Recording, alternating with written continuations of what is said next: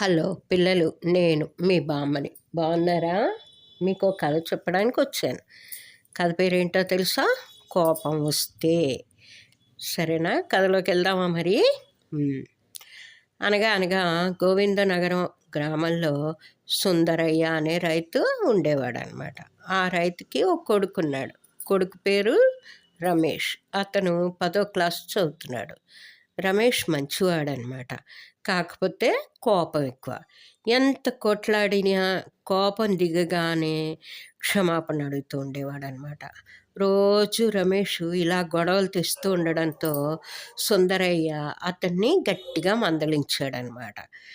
నువ్వేంటి ఇలాగా గొడవలు తెస్తున్నావు అని.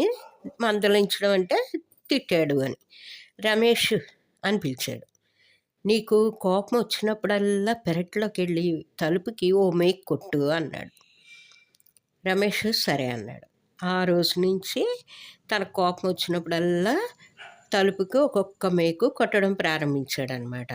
రాను రాను తలుపు నిండా మేకులు ఎక్కువైపోయి తలుపు చూడ్డానికే బాగోకుండా ఉందన్నమాట. అందవిహీనంగా కనిపించింది.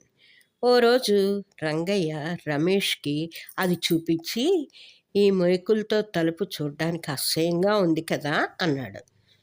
అవును అన్నాడు. నువ్వు కోప్పడే కొద్దీ ఎదుటివాళ్ళు కూడా నిన్ను ఇలాగే చూస్తారు అని చెప్పాడు సుందరయ్య. అర్థమైంది నాన్న అన్నాడు. నన్ను నేను మార్చుకుంటానని అన్నాడు. ఎవరు? రమేష్. అప్పుడు సుందరయ్య, మంచిదే, నువ్వు కోపాన్ని నిగ్రహించుకున్న ప్రతిసారి ఒక మేకును తీస్తూ ఉండు అన్నాడు. అంటే తన కోపాన్ని తన కంట్రోల్లో ఉంచుకున్నప్పుడల్లా కొట్టిన మేకులు ఒక్కొక్కటిగా తీయమన్నాడు అనమాట. తీస్తూ ఉండని చెప్పాడు. అతను తొలగించిన ప్రతి చోట కూడా తలుపు పైన ఆ మేర చిన్న చిల్లులు మిగిలిపోయాయి అన్నమాట. రమేష్ కోపం తగ్గి మేకులన్నింటినీ తీసేసాడు. వాటి తాలూకా రంధ్రాలు తలుపు నిండా మిగిలిపోయాయి అన్నమాట.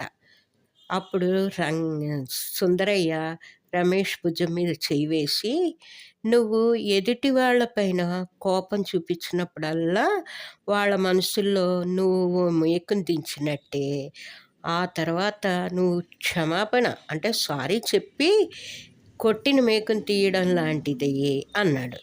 అంటే నువ్వు ఎంత నిజాయితీగా శ్రద్ధగా మేకుని తీసినా ఎదుటి వాళ్ళ మనసులో అలాంటి చిల్లు ఒకటి మిగిలిపోతుంది అన్నాడు.